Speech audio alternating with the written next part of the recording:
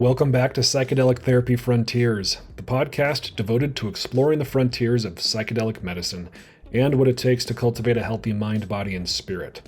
I'm Dr. Steve Thayer, and today my co-host, Dr. Reid Robison, and I talk about perfectionism. We discuss the light and shadow sides of perfectionism, talk about the difference between obsessive compulsive disorder and obsessive compulsive personality disorder. We discuss how to address perfectionism from an internal parts or IFS perspective, talk about the value of a good failure, and much, much more. If any of you are interested in developing an expertise in psychedelic-assisted psychotherapy, Numinus has really good training for you.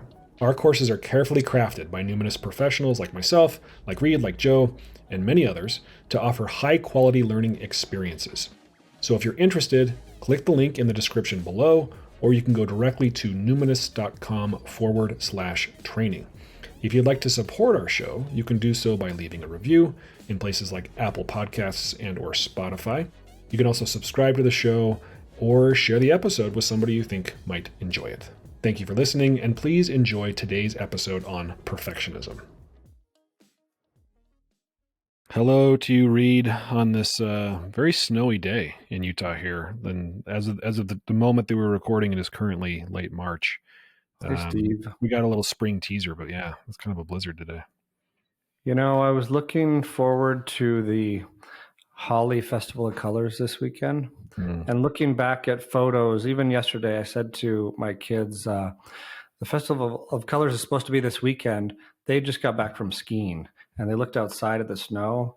And today there's even more snow. And they were like, no way. That was March? Yeah. Because it felt like summer then. Yeah, I guess this is a kind of a record-breaking winter. I was looking at the numbers in Utah, and I think 1983, the year I was born, is it's like the one that holds the record, and that this is about ready to beat it. So it's only fitting that it's like exactly 40 years later that we're going to beat. No way. Yeah. No way. I was wondering. Well, thanks for that fun fact, because I was wondering if we're setting a record. Yeah, I think Brighton Ski Resort is like at the top of the list in the world for snowpack. Yeah, it's strange because we had some of our colleagues from Numinus headquarters in Vancouver out here this week, and they were saying how Whistler in BC has not been hit with record-breaking snow like we have. Yeah, so weird. Weather is a mystery. Well, in spite of what it sounds like, we're not going to be talking about the weather the whole time today. The weather, we're talking about perfectionism. But before we do, Reid got back recently from South by Southwest, where it sounds like there was a lot of psychedelic content being presented. Yeah, there was a whole psychedelic track that we were a part of. And interestingly, there were often multiple psychedelic things at once, so you had to pick and choose. Like our panel on music as medicine was at the same time as some other psychedelic things. And you had a conversation with the Numinus CEO, Peyton, and with East Forest, the musical artist, yeah? Yeah, and this wonderful panelist named Charlotte, who had founded the Ancestor Project and has some current kind of liberation training project. She was super cool as well. And they, East Forest opened with a meditation, playing the flute, actually. I thought you'd be jealous when you heard that part, because you're a beard-wearing jungle flute player, I think. Yes, I'm amateur flautist. And then Charlotte sang like this beautiful song for a couple minutes. And we jumped into a panel discussion moderated by our fearless leader, Peyton, CEO of and founder of Numinus, about music and psychedelic therapy, how music is the hidden therapist or the wind in the sails. In fact, the episode, I think, that we'll release just before this one will be a conversation on that topic. Cool. Yeah. Well, I'm a little jealous. I wasn't in attendance at South by Southwest, but it looked like a good time. And it looks like you got to rub shoulders with some interesting folks too, yeah? Yeah, I was at one one after hours event where Rick Doblin was there, but so was someone wearing a legalized Rick Doblin t-shirt. I think I sent you a picture. Yeah, I like the idea. Legalize Rick Doblin himself. Yeah. And it was especially ironic because I think that same day, Rick was on a panel with the lawyer they've used to try and litigate some of the crazy, unfortunate, irrational war on drugs era legislation that still exists. And this message from the panel was interesting of like, don't be afraid to litigate if you have to in this crusade. Yeah, and Rick was just telling so many stories about the roller coaster ride that is the past several decades of MAPS to get to where we are now. I think, like, even though I've heard many of these stories many times, and he's been on podcasts like Joe Rogan and Tim Ferriss telling stories like this for several hours. Every time I hear them, I'm like, wow, like that has been a labor of love, and an impressive one with this stick-to-itiveness through a lot of obstacles. Yeah, I mean, he has been a man on a mission and inspiring. And we talked a little bit about it in one of our episodes that we released just a few weeks ago about sort of the legalization status of psychedelic medicines. But yeah, I mean, it's on trajectory for MDMA assisted therapy to be FDA approved, maybe 2024, 2025. Yeah, and it's exciting times, and like just as a couple examples of what I was talking about, the obstacles, some of the obstacles faced by Rick, besides even the legislation, like as they were lobbying for more research on MDMA, paving the way for where we're at. Some occasionally there would be this unfortunate blip, like when I think it was 2001 when there was supposedly an MDMA study that showed some neurotoxicity, and some news articles that blew up saying it's like a ticking time bomb in your brain, or taking MDMA is like Russian roulette for your brain.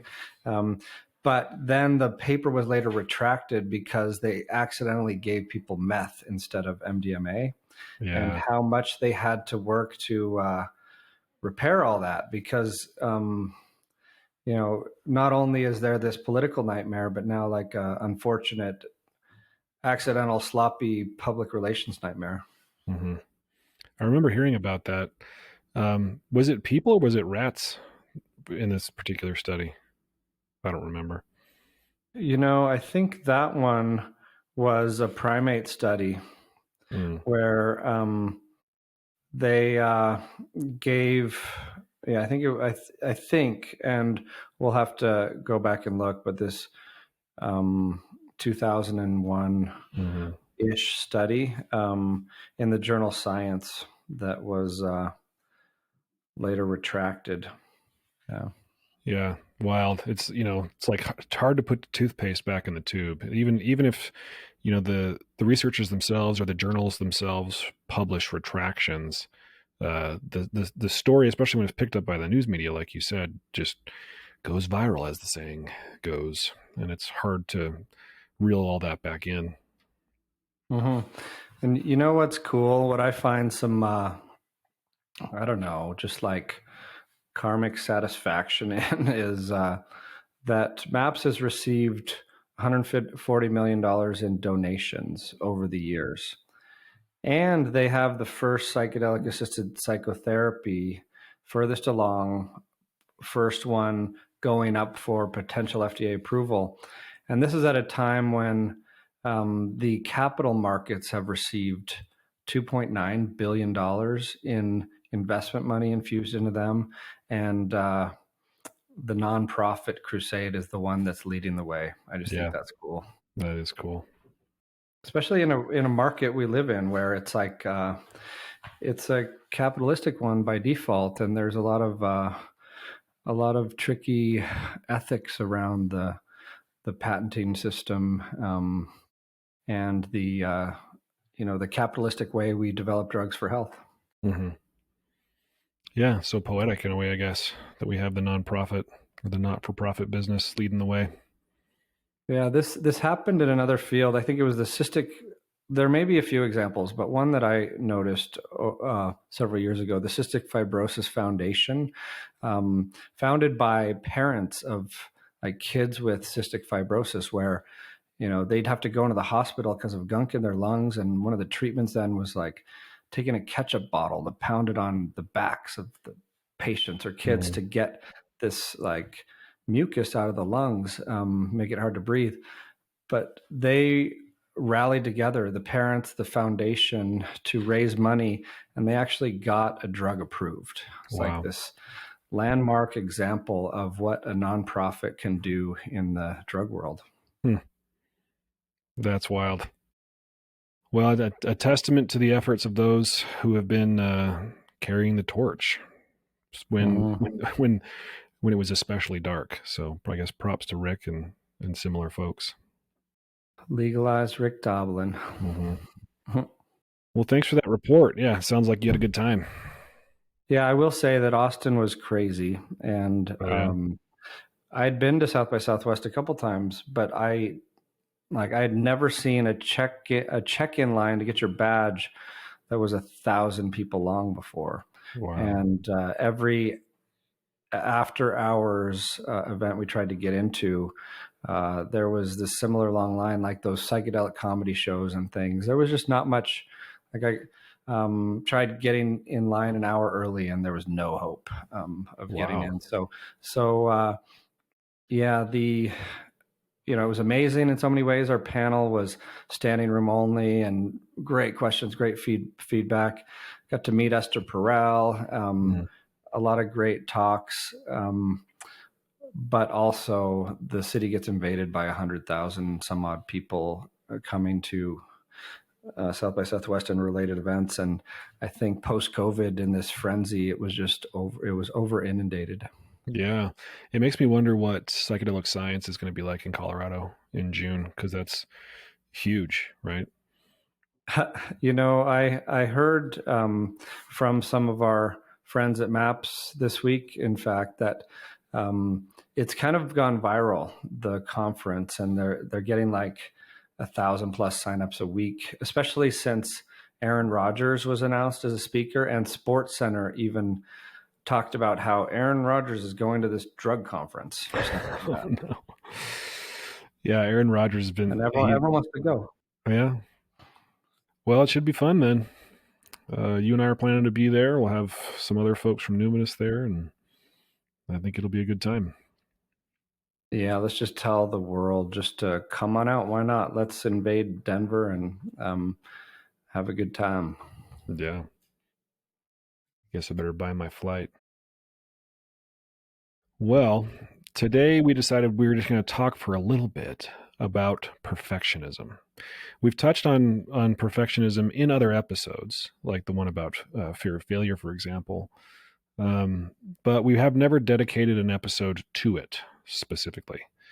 And perfectionism shows up in so many different mental health conditions. It shows up in a lot of different ways, even if you don't, meet the diagnostic criteria for a mental health condition. It shows up in a lot of different ways that cause us to stumble in our lives and cause us to suffer unnecessarily.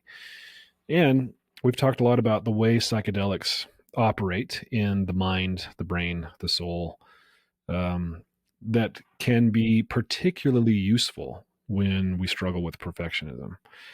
So here it is. Here's our deliberately imperfect conversation about perfectionism. Mm-hmm. So one way I think about it is, the goal is to develop or step into your true self, right? Say that resilient, fortified, authentic, imperfect self. And by cultivating this sense of enoughness, right? And to do that, you kind of need to befriend the perfectionism. you need to accept that it's part of a dialectic. I have no idea if this is even making sense, but the dialectic in DBT of I'm doing the best I can and I need to do better is true. Like behind perfectionism, there's a drive to improve. So we befriend perfectionism because not just because it's a part and there are no bad parts, and we can talk about that, but also because the drive to do better isn't bad, but we also don't accept it as it is because it comes often as a response to pain, anxiety, shame, other things that are deeply ingrained from early in life. So if you give up perfectionism and start to get better at having that sense of enoughness, that's a more relaxed and authentic way to be in the world. I like the way you're talking about it as a dialectic, and there's a lot of ways we could talk about it. That maybe there's a difference between perfectionism versus striving for excellence. But yeah, I mean, I often talk to my clients about double-edged swords. That and maybe perfectionism is one of those things, or at least the kind of energy that propels us to improve, to grow, to solve problems, to compensate for weaknesses. That's not necessarily an unhealthy energy. Even in the dialectic of accepting who you are as enough, in the immediate moment, and striving for change and growth at the same time. But I think maybe it's obvious, but I think perfectionism becomes toxic when it's based on those other things you were talking about. Like, I am not worthy of love unless I am flawless. I cannot feel happy or content unless I have achieved at X level. Mm-hmm. And sometimes when I have perfectionistic thoughts about not understanding something like perfectionism, I remember that there are many great minds who have thought about these problems and dissected them in many ways. And so I picked up earlier today, just for fun, the Frost multidimensional perfectionism scale, 35 question self-report, 4 subscales. 4 subscales is a nice clue because they kind of show you the areas of perfectionism by those who have studied and thought about it longer than we even have. And like the most prominent feature of perfectionism is excessively high standards on yourself and tendencies to overly critically evaluate your own behavior, overly critically. And this shows up in like concern about your mistakes and anxiety, uncertainty around actions. So the 4 subscales are essentially those things I was just rattling off in a confusing way: is concern over mistakes and doubts about actions, excessive concerns with others' expectations and how they evaluate you, excessively high personal standards, and concern with precision, order, organization. Yeah, there are a lot of different perfectionism measurements out there, and there's a really popular and often cited and used personality test called the NEO. The NEO PR, right? That measures those big 5, the 5-factor personality traits, and one of them is conscientiousness, but another is neuroticism. And people often talk about perfectionism being sort of the unhealthy marriage between neuroticism and conscientiousness. And I think the 4 subscales of this measure you're talking about sort of bear that out. I found another measure that I liked the study or the paper I found on it because it sort of mimicked what I did for my dissertation. But this one's called the M-Cup, the measure of constructs underlying perfectionism. And they have 9 subscales that they came up with doing factor analysis and looking at a bunch of other measures of perfectionism. But it sounds like it is pretty similar to the one that you just described. The 9 different subscales being high standards, order, or the tendency to prefer organization and neatness, perfectionism toward others, or the tendency to expect high performance or perfection from others, and then perfection pressure from others. So that's where you perceive that others have high expectations for you, reactivity to mistakes. I think that was the one you talked about. Dissatisfaction, or the tendency to feel that that one is not meeting one's standards. Mm-hmm. Details and checking, and then satisfaction, or the ability or tendency to experience satisfaction and positive affect when you get everything right. And then the last one is black and white thinking. Yeah. And you know what might be useful is to give some examples of, because perfectionism is a tricky word. It's everyone has kind of tried it on in one way or another at some point, and there's this huge spectrum essentially that we're all on somewhere. But some examples of the kind of perfectionism that we're talking about that may be interfering with life would be spending half an hour writing and rewriting a couple sentences of an email, like believing that missing 2 points on a test of many points is a sign of failure, or that you're less of a human, or difficulty being happy for others' successes, or holding yourself to the standards of others' accomplishments, like comparing, or like skipping or avoiding something because it's pointless to make an effort unless it's perfect. And then, avoiding doing things because of like going to a social activity or trying a new skill because of fear of showing up less than perfect. Those are great examples of how perfectionism can be so debilitating for people. Like, you might go into somebody's home and it's a mess, and you think, oh my gosh, this person, terrible attention to detail. That person might actually be a perfectionist suffering with decision making because they don't know where to put things away, because they have to do it right, quote unquote, right. It has to be perfect. Or the person who is constantly turning in things at work or at school late. They're, chronic procrastinators. And you might think, oh, they're lazy or something like that. Well, it could be that they're perfectionistic and they've been spending 2 hours on that one sentence that you were talking about. I my wife likes to tease me because I am a little bit of a perfectionist in some ways. And, I'll go shopping for jeans and I'll spend an hour trying on jeans, and then I'll go home without jeans because, I couldn't find the exact right fit. Some things are important to get right, Reid. Like your genes, you have refined tastes, or you're perfectionist, or both. Well, yeah. Part of my problem is I have large quads. That's hard. It's hard to find jeans that don't look obscene on me. So it's a quad problem. It's a quad problem. It's interesting to think about where perfectionism may come from. Like, and we can talk about OCPD, we can talk about OCD, we can talk about the genetic underpinnings of all this stuff.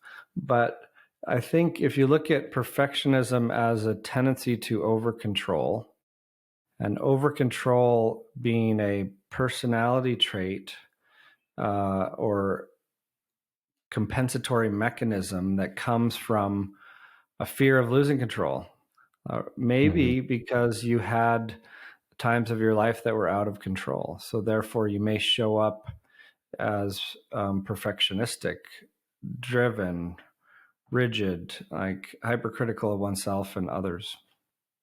Yeah, I think another possible pathway to developing perfectionism is if perfection or sort of performance was, let me back up, if acceptance by your primary caregivers was contingent on performance and on high standards, unreasonably high standards, then you can see how that might turn a child into a perfectionist earlier on and then later on, early and then later on in their lives. So when you attach things that are basic human needs like love and connection to performance, it tends to be a recipe for perfectionism. Yeah. So, so interesting where and how it shows up. Like, it could come from many different like origin stories, essentially. And sometimes it just runs in families. Like, we are born with that, like you were talking about with the neo, a tendency to be more perfectionistic, hypercritical of oneself, or to strive for excellence, where sometimes that falls into a trap of self-limiting perfectionism. Mm-hmm. Yeah. So we're talking about this sort of double-edged sword of perfectionism, where striving for excellence on one edge could be really good, helps you accomplish your goals, helps you feel satisfaction for a job well done. But in order to prevent that from becoming unhealthy perfectionism, we have to have some flexibility around it, right? We have to have a growth mindset versus a fixed mindset. Uh, we have to attribute things like mistakes to something not so specific to who we are, not something about, if we make a mistake, it's not because we are bad, it's because we messed up, and you can fix mistakes, right? You can solve problems. I just remembered a quote, a Brene Brown quote about perfectionism that I thought might be relevant. I wanted to see what you think, because I think it's a fun one. She says, it's always helpful to remember that when perfectionism is driving, shame is riding shotgun, and fear is that annoying backseat driver. Yeah. And you hear that a lot, or you read about it in the perfectionism literature, that perfectionism is driven by fear and shame. Those two things in particular, right? Yeah, because you can see how that's just lurking there in shotgun, riding shotgun, ready to creep in if you don't deliver perfectly. Like the shame that might be calling the shots, or fueling it, if you will. Yeah. It's really fun to watch perfectionism melt under the influence of psychedelics. I see this in some of my ketamine therapy clients who come in with, maybe they have obsessive compulsive disorder, right? That's perfectionism on steroids, in a way. And we've talked about it many times, what psychedelics, and ketamine included, does in the mind and to the brain to help this process. But, I had a client with OCD once. He was going through exposure response prevention. He was doing all the, the things you do when you're in therapy for OCD, but wasn't experiencing a lot of progress. And he did a ketamine treatment, and he was like, this was the first time I ever felt what I've been trying to convince myself of, that like it was okay not to check the burners 9 times before I go to bed in this particular pattern, like that it was actually okay. I actually felt the truth of that. And, a couple days after ketamine, his OCD came back with a vengeance, but he now had that sort of felt experience, right? That lived experience of knowing what it feels like. And it was an important bookmark for him to work back to. Yeah, no, I've seen it play out countless times, and witnessed that in myself in a variety of ways. And I'm just realizing that the way we've meandered through it might, perfectionism as a concept might need some clarification too. Is just another thing that Brene Brown says is that perfectionism is not the same thing as striving to be your best. Perfection is not about healthy achievement and growth. And she kind of says that perfectionism is used as a shield to protect against pain, blame, judgment, and shame. So, like you're describing, the psychedelic experience may be one way of piercing that armor, or getting underneath the hood of these shields that are trying to protect us from pain, or just a mechanism of avoidance in a way. The perfection not being the same as doing your best. As a recovering perfectionist myself, I remember being told that as a kid, like, you don't have to be perfect, just do your best. But do your best that didn't help me, because to me it was like, well, my best is obviously it's going to be perfect. Like if I'm doing my best, you can always do better, right? How could I possibly do my best?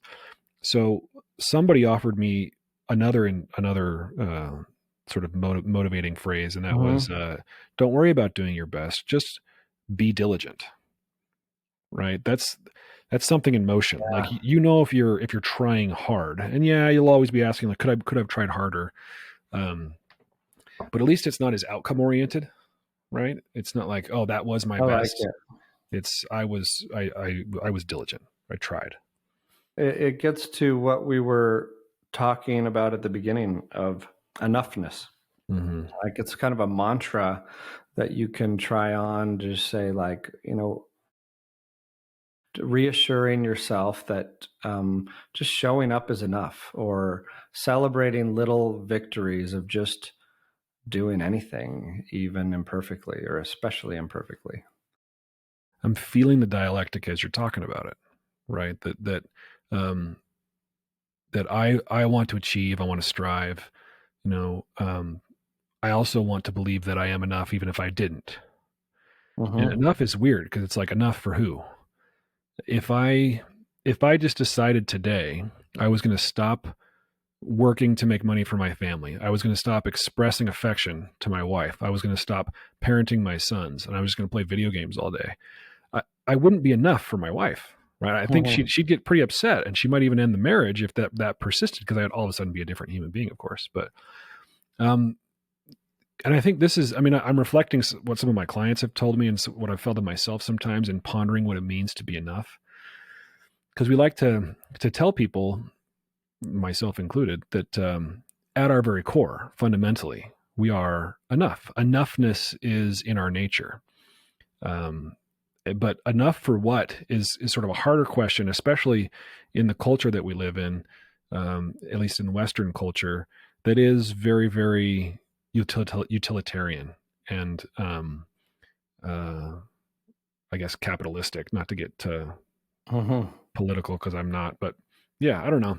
Just sort of thinking out loud. I'm making an effort to be vulnerable and not worry about being perfect. How's that? Yeah, you're giving a good example of that Brene Brown quote too, of where fear is in the back seat, like the backseat driver, kind of chiming up now and then, or trying to insert like, if you aren't enough, so and so may not love you, Mm-hmm. or whatever it may be. There's that dialogue, and then there's this big shame, loud shame thing riding shotgun. And I think the way I like to look at it lately, and maybe it's because I've been in this deep dive on internal family systems, but from a parts work perspective, I think it's really helpful to look at perfectionism as a part, and that there are no bad parts. And this is like a manager part that is not your highest capital S self, but one that has a role, and may need some love and light and integration with the whole of all your parts to focus their efforts on for the good of the whole system, and may have just kind of started to run amok for fear of getting wounded again or hurt in some way. So I mean, you're like you said, you're sort of knee deep in this IFS stuff.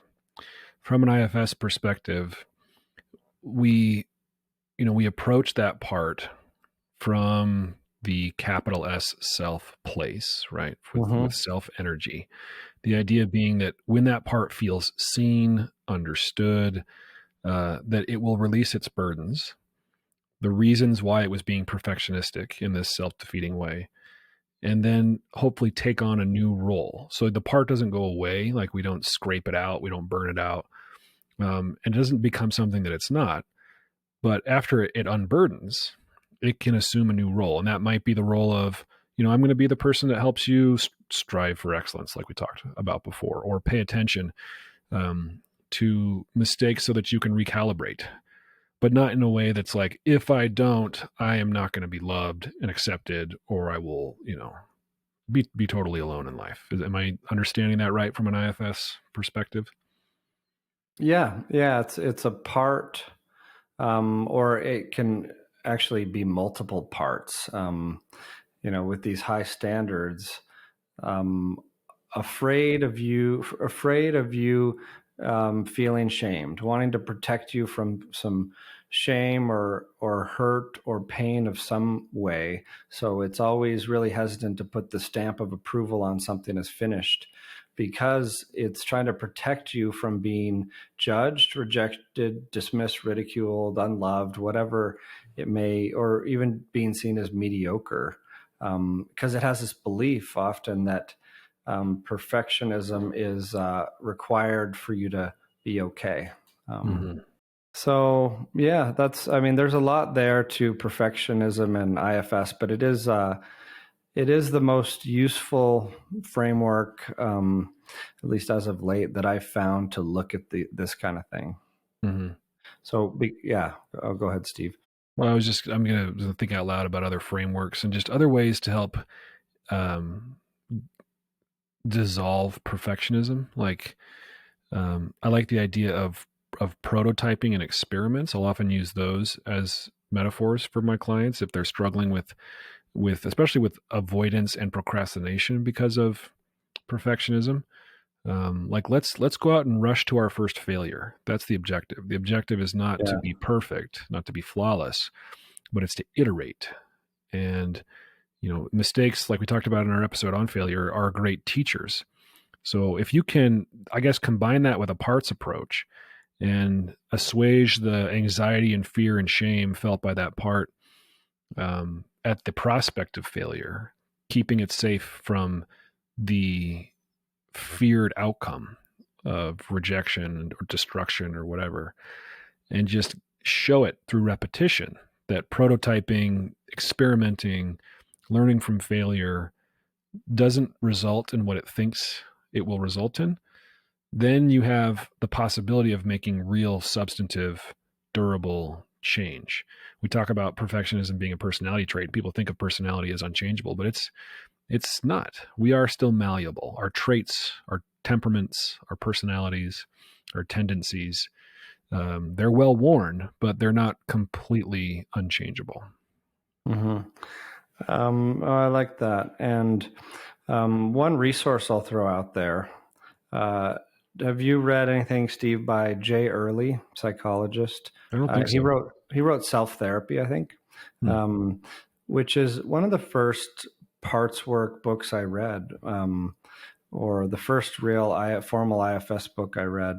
And it's on Audible as well. But actually, he has something called Letting Go of Perfectionism that is a workbook with exercises on exactly what it sounds like, perfectionism, with the goal of learning the types of perfectionism, the fears and early wounds that drive them, and working through it so you can learn how to relax into that this is good enough, or that enoughness, or initiate things without fear of failure, or essentially not sweat the small stuff too much, and not let perfectionism interfere with your life so much.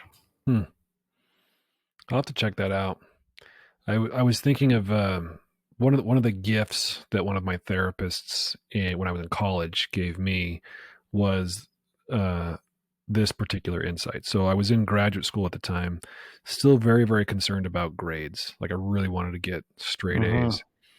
And he just said, I don't know why it hit me the way that it did, because it's not like it was super profound, but he just said, Steve, when you graduate, if you choose to hang your diploma on your wall, it's not going to include your transcript.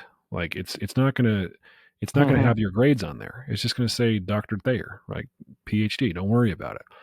Instead, why don't you just focus on learning what you want to learn? You're paying for this education. As long as you pass your classes, you'll get through, and then you'll be a psychologist, and you can do what you want. And it just liberated me, man. Like the old have to get straight A's mentality that was drilled into me as a high schooler at first, because you got to get good grades in order to get into college. And then in college, you got to maintain a good GPA so that you can get into graduate school. I just sort of carried that into graduate school. And it really, it served me in some ways, but even at age 40, like I look back on the echoes of that particular conditioning. And I still, like, even in a work context, sometimes in my own sort of entrepreneurial ventures or just my own hobbies, I'm thinking, okay, not explicitly, but it takes this form like, what's the rubric and how do I get an A? Instead of enjoying the process or Yeah. doing it for exploration, it is very outcome based. And so it's been really liberating for me to start releasing control, like you said earlier, or letting go of my attachment to this sort of Yeah. rubric style outcome based approach to life. Mm-hmm. I love that mantra. I had the same one, not given by any like teacher, but it was something we would remind each other of in med school. It was that P equals MD, meaning if you pass, you still become an MD. And no one will ever ask you what your grades were after, you have to get into the residency you want and everything. But at that point, it's just, you're tested on basic competency, right? But I love what you're saying about recognizing that, perfectionistic parts, if we're continuing that parts metaphor, have these high standards and might be over focused on the end goal and not enjoying the process. And they may be impossible to please no matter how good you work. There is that risk, that trap, that there's always something to criticize. They might just be a criticizing part. And what, going back to this IFS perspective, why I like it is in the spirit of recognizing the extremes of parts and that there are no bad parts. You kind of see that the perfectionist part or parts are trying to help you and connect with it.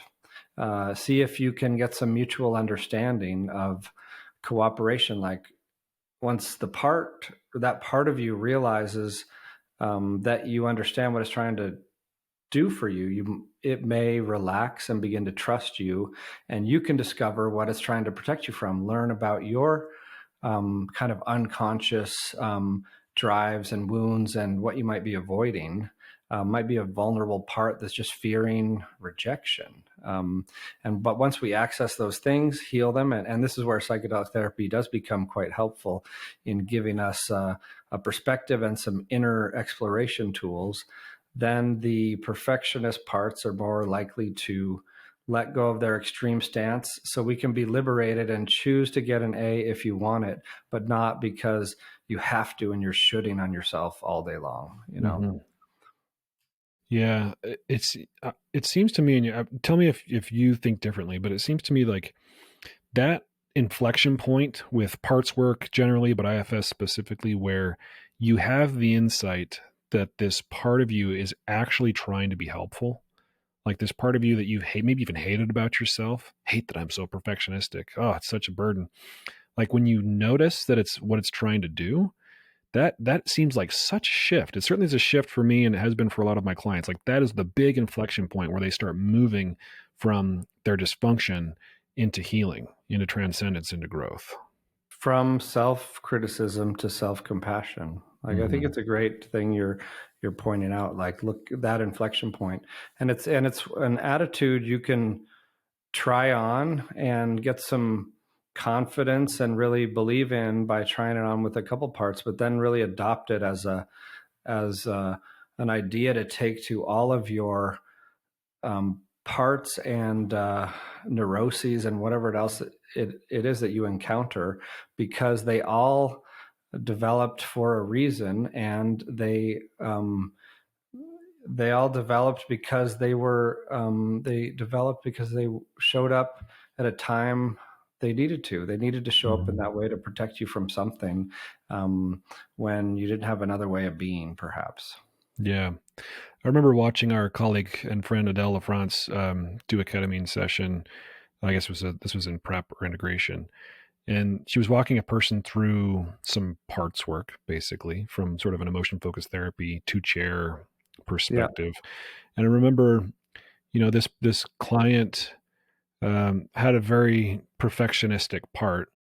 And Adele helped her see this part of her as a young child sort of standing guard, like with a spear in hand.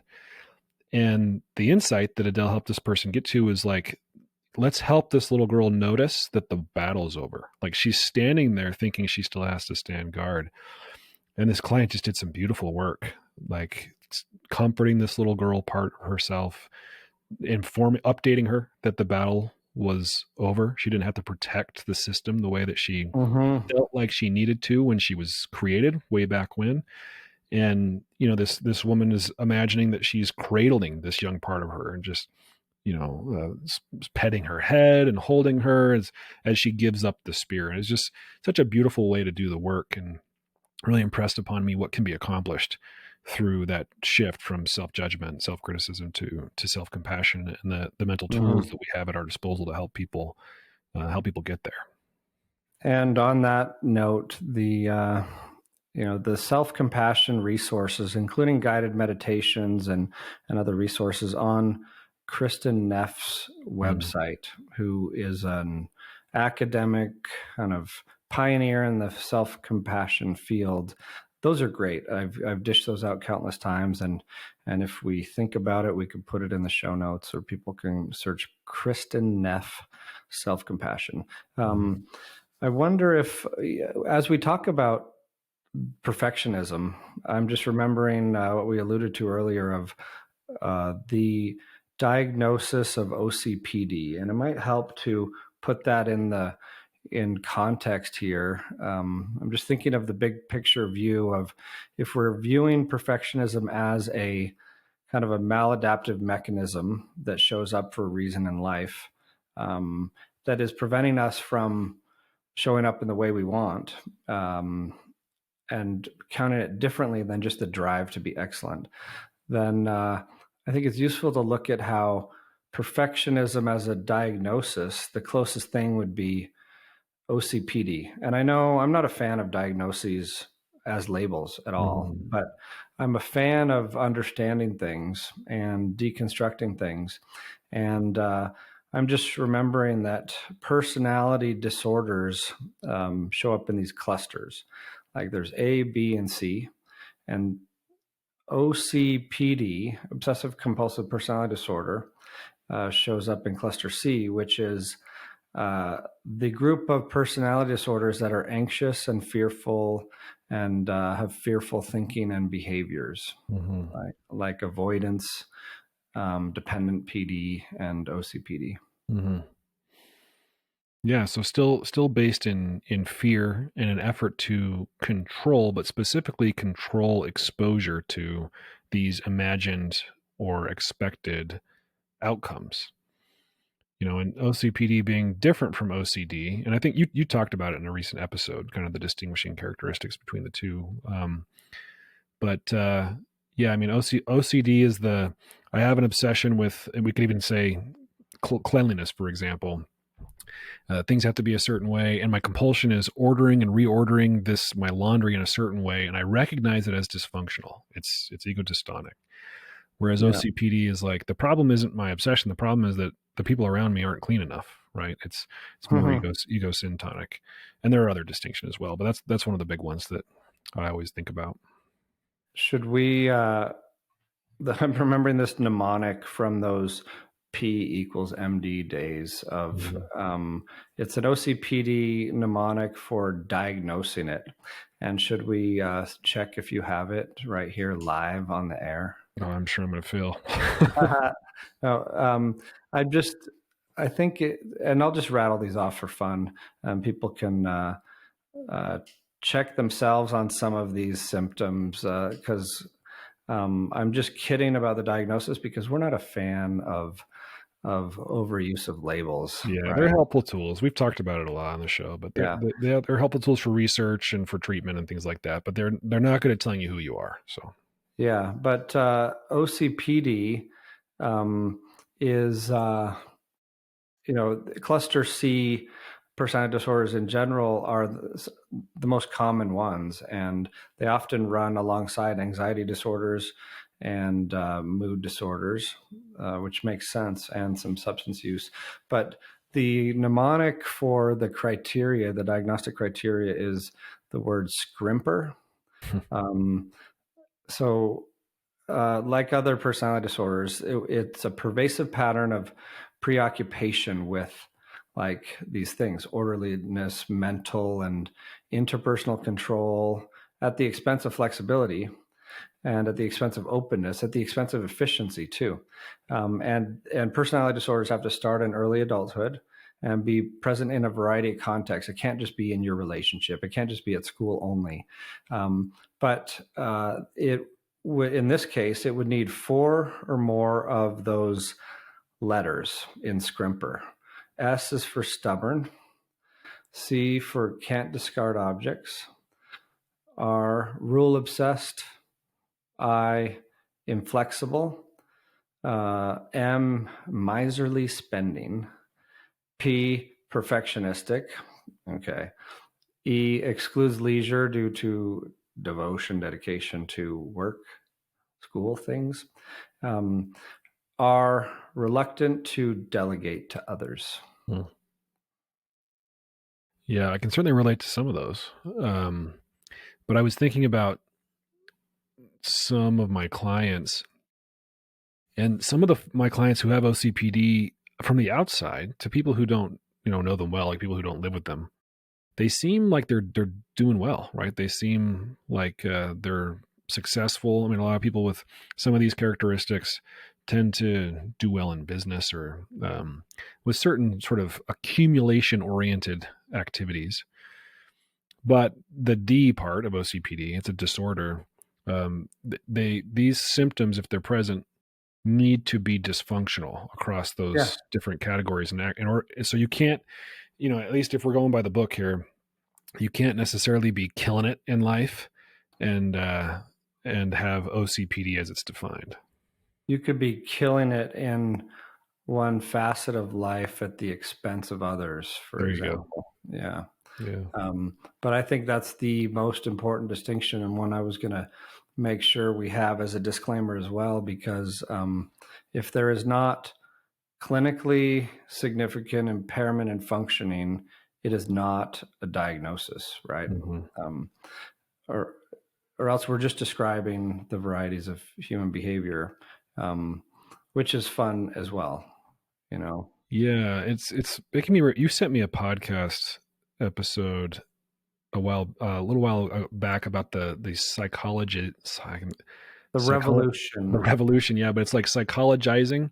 Will not be psychologized. Will not be psychologized. And it was an interesting podcast episode, but the concept was just fun to think about, because our culture has been very psychologized, like the way we talk about ourselves, the way we talk about our problems. You hear people saying, I'm so OCD, or this is my ADHD, or my depression, my anxiety. And it's over pathologized in my opinion.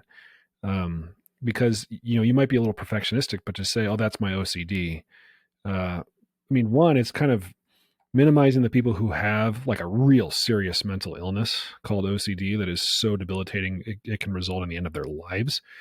And it also distracts from the point that you made, that we all exist on sort of a spectrum of humanness. And to be a little perfectionistic does not mean that you have an illness. And so it's interesting to think about, because on the one hand, if you say I'm a perfectionist, by these definitions we're talking about, you're telling me that you have an impaired ability to finish a task and you're unable to meet your overly strict standards. Right.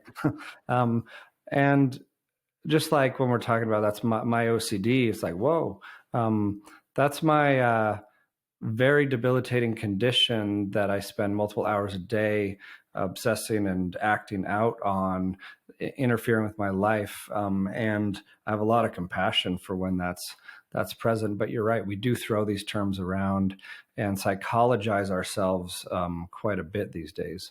Mm-hmm.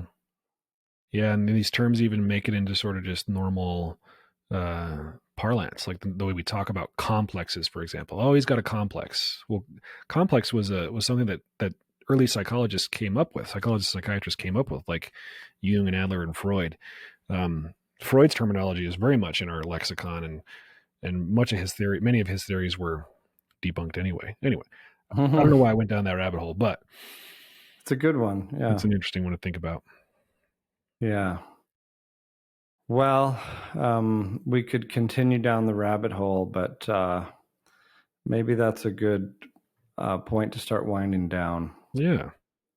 Well, thank you for engaging in the wide-ranging conversation about perfectionism, for an exercise in not being perfect as we stumbled through this conversation. But it was a good chat, Reid. Thank you. Yeah, likewise. Psychedelic Therapy Frontiers is brought to you by Numinus, a mental wellness company committed to tackling the global mental health crisis by delivering best-in-class psychedelic-assisted therapies, contributing to the body of primary and clinical psychedelic research, and fostering healing through community connection and social responsibility.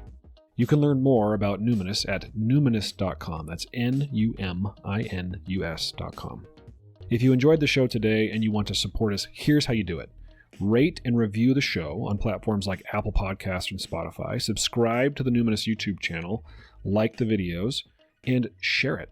Share the show or clips of the show with someone that you think will enjoy it. The content of this podcast does not constitute medical advice or mental health treatment. Consult with a medical or mental health professional if you believe you are in need of mental health treatment.